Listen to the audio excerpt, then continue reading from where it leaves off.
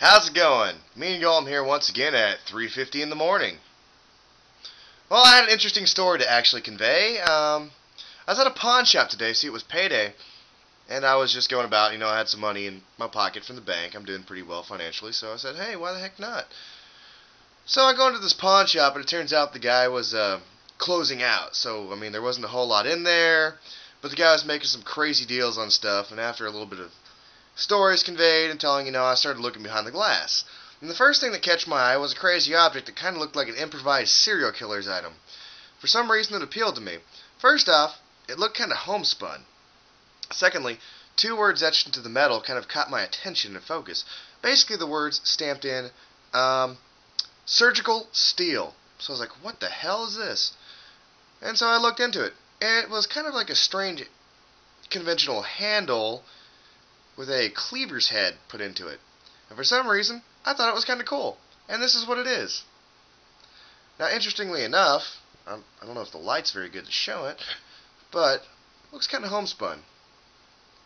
Interestingly. Well, granted, I've cleaned it off since I got it in its original condition, but, that's exactly what kind of restoration kind of lifestyle I have. So, I thought it was kind of neat. I figured it'd go pretty good in my camping kit when I'm out in the middle of nowhere and I need some interesting tools. This just happens to be one of them.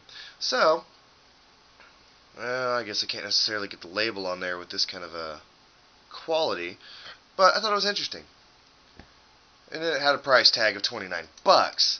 But the second thing I decided to look at was an even more interesting thing. It looked kind of improvised, and I'm not exactly sure its origins.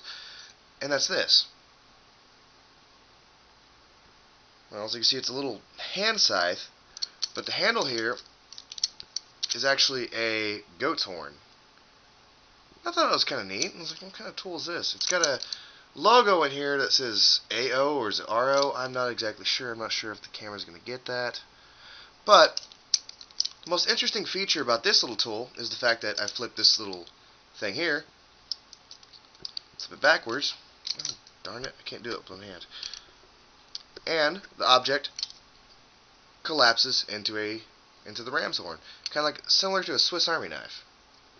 It's kind of like a raptor claw now that I look at it, but I can flip it and it's right back into its original state.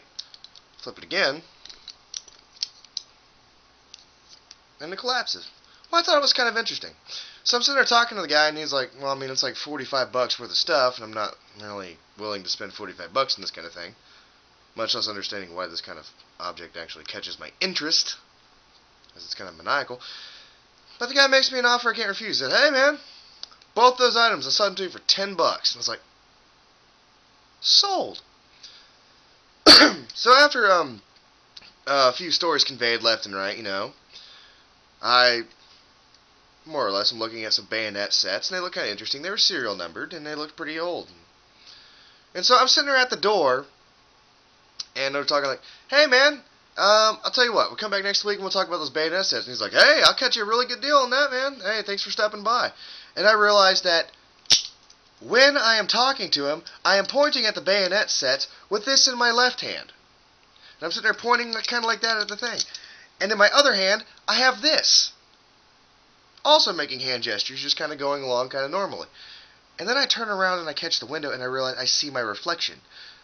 I have both these objects in each hand, and I'm pointing at things with a freaking hand scythe. And I'm thinking, oh my goodness, I look like a freaking maniac. I'm glad nobody else just happened to look in the window and see from the backside going, just kind of pointing, having no idea what the dialogue is. And thank goodness it wasn't a cop, because it would have been all like, what in the world is going on in there? And that would have been a kind of interesting thing to explain away, especially if the pawn shop owner decided to be a little ornery about it. Like, I don't know, he was in here talking about bayonet sets, and he saw this little thing here, and this little thing here, and he was just all going off and pointing at things, and I don't know what the hell he's really going on about. That would have been a fun one to explain away. At least it ended up kind of cool. Two interesting objects out of that one. I thought it was kind of interesting. That could have gone some very strange ways.